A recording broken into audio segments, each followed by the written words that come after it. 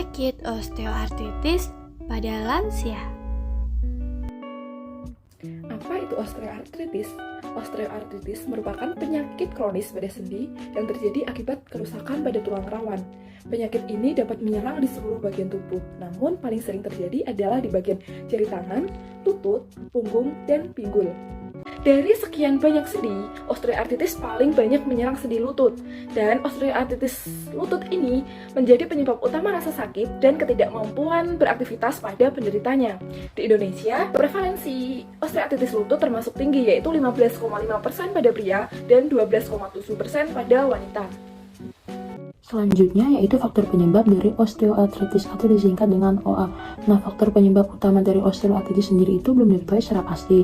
Namun, jika terjadi kerusakan tulang rawan, yaitu bantalan halus yang berada di ujung tulang, bantalan halus itu memiliki fungsi untuk melindungi ujung tulang dari gesekan dengan tulang lainnya ketika bertemu di persendian. Nah, ketika tulang rawan itu rusak, gesekan antara ujung tulang tersebut terjadi yang akan memengaruhi persendian. Persendian kemudian akan meradang serta menimbulkan rasa nyeri dan kekuatan pada penderitanya. Selanjutnya kita masuk ke faktor risiko dari osteoartritis. Nah, faktor yang pertama yaitu peningkatan usia. Nah, osteoartritis sendiri itu jarang terjadi di bawah usia 40 tahun. Biasanya itu sering terjadi di atas usia 60 tahun atau usia lanjut. Hal ini dikarenakan proses penuaan dimulai pada usia lanjut, sehingga terlihat perubahan pada permukaan sendi yang dulunya baik, kemudian menjadi permukaan yang granular atau berbentuk butiran-butiran. Kemudian selain itu juga terdapat tulang rawan yang memiliki keterbatasan dalam proses regenerasi. Faktor yang kedua yaitu jenis kelamin. Wanita lebih mungkin mengembangkan osteoartritis. Biasanya terjadi pada wanita atau perempuan yang telah menopause. Hal ini dikarenakan terjadi perubahan hormon estrogen dan progesteron pada wanita yang telah berkurang, yang juga berpengaruh pada sistem imun menyebabkan gangguan pada sel-sel persendian, misalnya rematik. Faktor yang ketiga yaitu obesitas.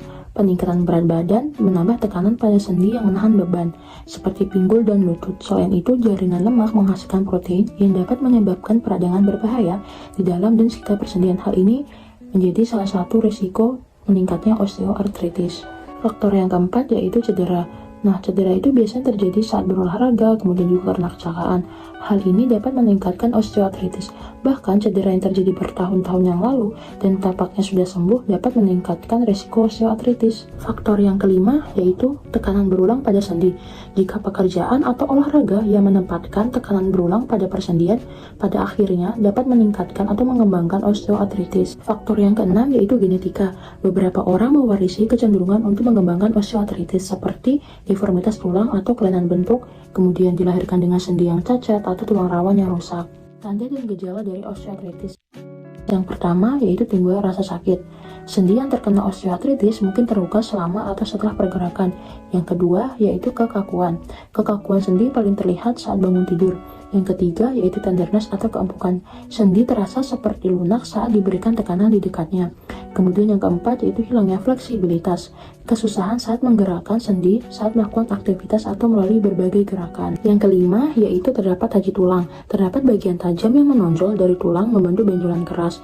Dapat terbentuk di sekitar sendi yang terkena. Kemudian yang keenam yaitu pembengkakan. Terjadi pembengkakan yang mungkin disebabkan oleh peradangan jaringan lunak di sekitar sendi. Aktivitas fisik dapat dilakukan sebagai terapi non-farmakologis bagi penderita osteoartritis. Tujuannya yaitu untuk mengurangi nyeri dan memperbaiki fungsi sendi. Dengan catatan, aktivitas fisik yang dilakukan harus sesuai kemampuan sehingga tidak memperburuk rasa nyeri yang dirasakan. Yang pertama ada quadriceps dan hamstring untuk memperkuat otot-otot di sekitar sendi. Yang kedua ada straight leg raise, yaitu dengan memposisikan kaki lurus kemudian diangkat dan dilakukan secara berulang-ulang. Yang ketiga ada quadriceps strengthening step down, yaitu dengan menuruni anak tangga. Yang keempat ada quadriceps strengthening mini squat, yaitu dengan melakukan squat dan berpegangan pada meja atau kursi. Dan yang kelima ada latihan aerobik, contohnya yaitu berjalan, bersepeda, atau berenang. Diet yang direkomendasikan bagi penderita osteoartritis adalah diet Mediterania. Diet Mediterania adalah diet dengan konsumsi tinggi buah-buahan, sayuran, kacang-kacangan, biji-bijian dan sereal, ikan dan makanan laut, kemudian konsumsi sedang produk susu, unggas dan telur, serta konsumsi anggur merah dan minyak zaitun sebagai sumber lemak utama. Untuk penerapan di Indonesia, sumber lemak itu didapatkan dari lemak sehat seperti minyak zaitun dan alpukat. Kemudian juga menghindari lemak jenuh dan lemak trans seperti margarin dan minyak goreng. Yang pertama, sayuran jenis nightshade. Contohnya, tomat, terong, paprika, dan kentang mengandung solanin kimia yang dapat memperparah respon inflamasi pada penyakit osteoartritis. Yang kedua, makanan tinggi kalori dan tinggi lemak. Makanan jenis ini dapat meningkatkan berat badan. Berat badan yang berlebih dapat memperparah gejala osteoartritis loh. Yang ketiga, makanan yang diolah dengan cara temperatur tinggi. Contohnya, makanan yang dipanggang dan makanan yang digoreng. Makanan jenis ini cenderung mengandung tinggi lemak dan zat advanced glycation end product yang dapat memperparah gejala osteoartritis. Yang pertama, buah dan sayur. Buah dan sayur merupakan sumber vitamin, mineral, serat, antioksidan, dan zat gizi lain yang dapat membantu menurunkan respon inflamasi pada penyakit osteoartritis. Yang kedua, ikan. Ikan dan minyak ikan merupakan sumber asam lemak esensial yang dapat membantu menurunkan respon inflamasi pada penyakit osteoartritis. Yang ketiga, kacang-kacangan. Kacang-kacangan merupakan sumber MUFA dan PUFA yang rendah kolesterol yang baik untuk menurunkan risiko penyakit jantung pada penyakit osteoartritis. Selain itu, kacang-kacangan juga menjadi sumber protein, antioksidan, dan alpha-linoleic acid yang menjadi antiinflamasi dan sebagai sumber magnesium, vitamin E, dan L-arginin yang dapat mengontrol inflamasi pada penyakit osteoartritis loh. Yang pertama adalah olahraga rutin. Olahraga rutin dapat membantu mencegah kelemahan pada otot dan atrofi otot yang umumnya terjadi pada penyakit osteoartritis loh. Yang kedua, menjaga berat badan tetap ideal. Yang ketiga adalah mencukupi kebutuhan harian tubuh. Contohnya mencukupi kebutuhan protein hewani dan kalsium ya, karena kurangnya asupan protein hewani dan kalsium dapat menurunkan densitas pada tulang dan nyeri pada sendi. Yang pertama, manajemen berat badan. Pada kelompok obesitas dengan osteoartritis sangat dianjurkan untuk menurunkan berat badan. Yang kedua, olahraga. Selain dapat membantu penurunan berat badan, olahraga juga dapat membantu memperlambat penurunan fungsi pada penderita osteoartritis. Yang ketiga, manajemen diet. Menghindari makanan tinggi lemak dapat membantu penyembuhan pada peradangan sendi.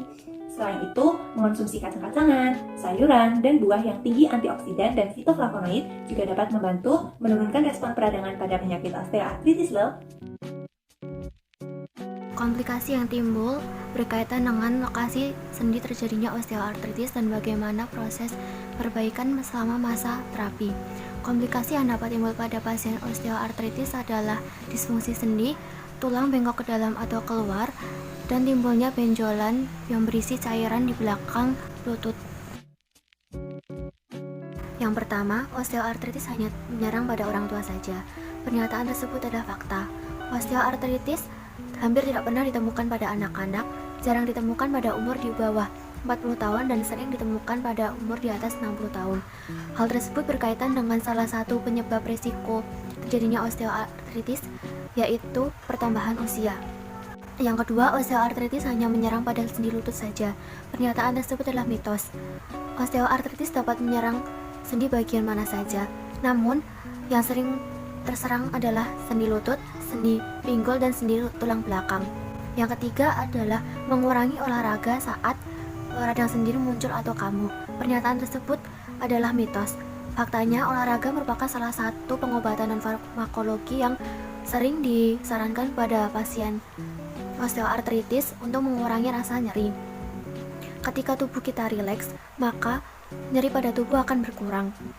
Salah satu olahraga yang disarankan untuk pasien osteoartritis adalah senam yoga.